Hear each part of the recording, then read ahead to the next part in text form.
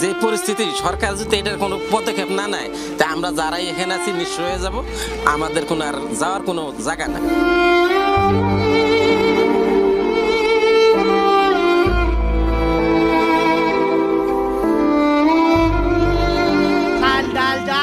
সবকিছু পানিতে ভেসে যাচ্ছে।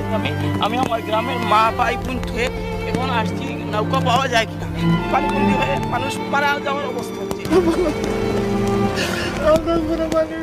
উজান থেকে নেমে আসা পাহাড়ি ঢল আর তীব্র স্রোতের ভয়াল আঘাতে জাজিরা উপজেলায় শুরু হয়েছে এক দুঃস্বপ্নের মতো বিপর্যয়। রাক্ষসের মতো গর্জে ওঠা পদ্মা নদী, আর সেই গর্জনে তছনছ হয়ে যাচ্ছে মানুষের জীবন। পদ্মার তাণ্ডবে চোখের সামনে তলিয়ে যাচ্ছে ঘরবাড়ি, স্কুল, রাস্তাঘাট, হাটবাজার, সবকিছু। মাত্র কয়েক সেকেন্ডে পদ্মা সেতুর পাশে তীরবর্তী বিশাল রুক্ষাবাদে প্রায় 260 কিলোমিটার অংশ ভেঙে ধসে পড়েছে। এই ধ্বংসযজ্ঞে নদীতে তলিয়ে গিয়েছে শত শত মানুষের শেষ সম্বল, তাদের বসতবাড়ি, দোকান, স্মৃতি, স্বপ্ন, সবকিছুই।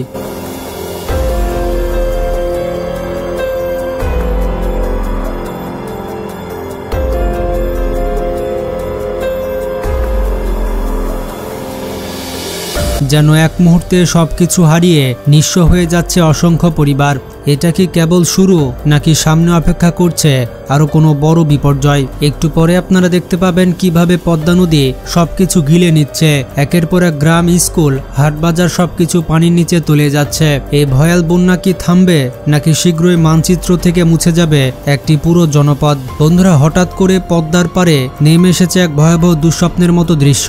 আজকে ভোরের আলো ফোটার আগেই মাঝিয়াকান্দি আর নওডোবা এলাকায় যেন নেমে আসে এক অদৃশ্য প্রলয়। বোনের বাড়ি ছিল, বোন হলো বাসায় কাজ করে, ঢাকা কাজ করে। আস্তে আমরা খবর দিতে আস্তে আস্তে দেখি বাড়ি ঘর না।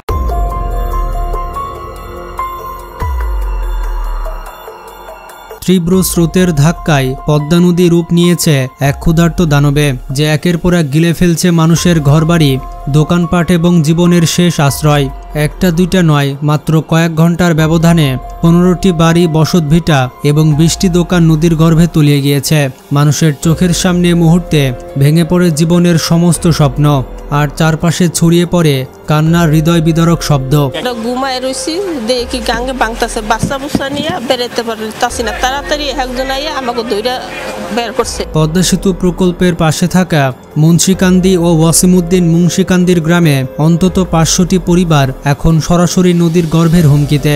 ভয়ে আর আতঙ্কে অসংখ্য মানুষ এখন তাদের শেষ সম্বল, আসবাবপত্র, কাপড় চোপড়, ছোট ব্যবসার মালামাল নিয়ে আশ্রয় নিচ্ছে অন্যান্য জায়গায়। তাদের চোখে মুখে শুধুমাত্র আশঙ্কা। আব্দুল মান্নান মাতবর, নদীগর্ভে বিলীন হয়েছে তার 2টি ব্যবসা প্রতিষ্ঠান, তাই বসতঘর দ্রুত অন্যত্র সরিয়ে নিচ্ছেন তিনি। পরিবারের 7 সদস্য নিয়ে কোথায় থাকবেন তা জানেন না তিনি। মানুষের চোখে মুখে হতাশা এবং একটাই প্রশ্ন রয়েছে, আগামীকাল তাদের ঘরবাড়ি আস্ত থাকবে তো? স্থানীয় প্রশাসন ও পানি উন্নয়ন বোর্ড সূত্র জানাচ্ছে, 2010 কিংবা 2011 সালের অর্থ বছরে পদ্মা সেতুর প্রকল্পের আওতায় মাঝিয়াঘাট থেকে পূর্ব নওডোবা, আলামাকান্দি ও 0 পয়েন্ট পর্যন্ত মোট 3 কিলোমিটার এলাকা জুড়ে নির্মাণ করা হয়েছিল কনস্ট্রাকশন ইয়ার্ড। কিন্তু আজকে সেই স্থাপনাগুলো এখন পর্দার ক্ষুধার্ত তালিকায়। আমার ছেলে মেয়ে বলতেছে, আম্মু তুমি তাড়াতাড়ি বের হয়ে আসো, নদীতে আমাকে বিল্ডিং লয়ে যাইতেছে, বের হয়ে আসো। সাথে সাথে বের হয়ে গেলাম গা। হঠাৎ করে চোখের পলকে আমাদের বিল্ডিংটা নদীতে নিয়ে গেল, আতঙ্ক হয়ে গেল, আর কিছু বলতে পারলাম না। নদীর এই আগ্রাসনী আচরণে মুহূর্তেই ধসে পড়তে পারে আরো শত শত পরিবার, আরো অনেক স্বপ্ন। যদিও ভাঙন ঠেকাতে আগে নির্মাণ করা হয়েছিল কংক্রিটের বাঁধ, যার জন্য ব্যয় হয়েছিল কয়েকশো কোটি টাকা, কিন্তু প্রকৃতির রুদ্রতা আর পদ্মার ক্রোধের সামনে সে সকল বাঁধ যেন আজ খেলনার মতো ভেঙে পড়েছে। বন্ধুরা, যত সময় যাচ্ছে ততই যেন এই ভাঙন ছড়িয়ে পড়েছে আশেপাশের গ্রাম ও বসতবাড়িতে। পানির তর সামাল দিতে কিছু জায়গায় ব্লকও ফেলা হলেও সেটা যেন ক্ষতস্থানে সামান্য একটা মলমের মতো। একদিকে ফেলা হচ্ছে ব্লক, আর অন্যদিকে ধ্বংসের শব্দে কাঁপছে পদ্মার পার। কোনো দিকে নেই শান্তির সমাধান। পদ্মার এই রূপ যেন নীরব যুদ্ধের ঘণ্টা।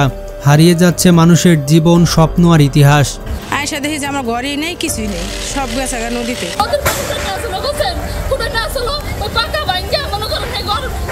শুধুমাত্র পদ্মার তীরই নয়, ফেনীতে ব্যাপক বন্যা দেখা দিয়েছে।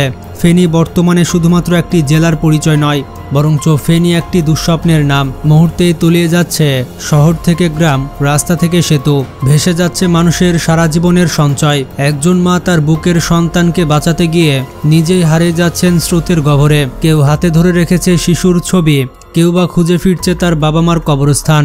সবকিছুই এখন পানির নিচে। এই বন্যা যেন পানি নয়, এটি যেন বিধ্বংসী অভিশাপ। গত 55 বছরের সমস্ত দুর্যোগকে হার মানিয়ে এ যেন আল্লাহ তাআলার এক কঠিন পরীক্ষা। খেটে খাওয়া লাখো মানুষের আর্তনাদে ভারী হয়ে উঠেছে আকাশ বাতাস। ত্রিপারে যে অবস্থা, এটা অনেক ভাঙন বা অনেক দিন ধরে এটার জন্য অনেকে আবেদন করা হইতেছে। এটার জন্য বলছে, একাধিকবার বলা হয়েছে যে এটা বন্ধ ব্যবস্থা করা হবে, এবং তো করা হয় নাই। না করার কারণে এটা এখন অনেকগুলো বাড়ি ঘরের ক্ষতিগ্রস্ত হয়েছে, আমাদের অনেক ক্ষতি হয়ে গেছে। চারিদিকে শুধুমাত্র কান্না, আতঙ্ক আর বাঁচার আকুতি। এবার বন্যা যেন গত বছরের থেকেও ভয়ঙ্কর। কারণটা হচ্ছে আবারও ভেঙে পড়েছে পরশুরামের সেই নতুন বাঁধ।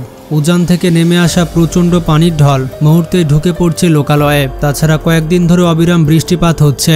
গত 30 বছরের রেকর্ডকেও ছাড়িয়ে গিয়েছে দুর্যোগ। ময়ূরী নদীর পানি বিপদসীমার 70 সেন্টিমিটার উপর দিয়ে প্রবাহিত হচ্ছে।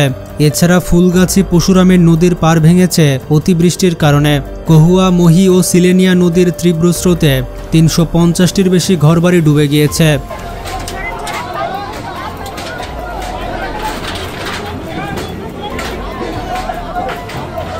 এছাড়া আশেপাশের গ্রামগুলির প্রায় 50,000-এর বেশি মানুষ এখন পানিবন্দী হয়ে আছে।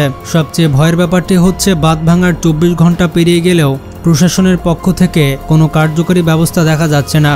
বন্ধুরা, এই বাস্তবতা এতটাই নির্মম যে আপনি সেখানে না গেলে বুঝতে পারবেন না। আমরা ঘরে বসে এই বিপদকে তেমন বুঝতে পারবো না। বন্ধুরা, বিপদের সময় মানুষ মানুষের পাশে দাঁড়ায়। বিপদের সময় বোঝা যায় যে কে কার বন্ধু। তাই সবাই মিলে আমরা তাদের পাশে দাঁড়ানোর চেষ্টা করব। ভিডিওটি বেশি বেশি শেয়ার করে সবাইকে জানিয়ে দিন। ভালো থাকবেন, টেক কেয়ার।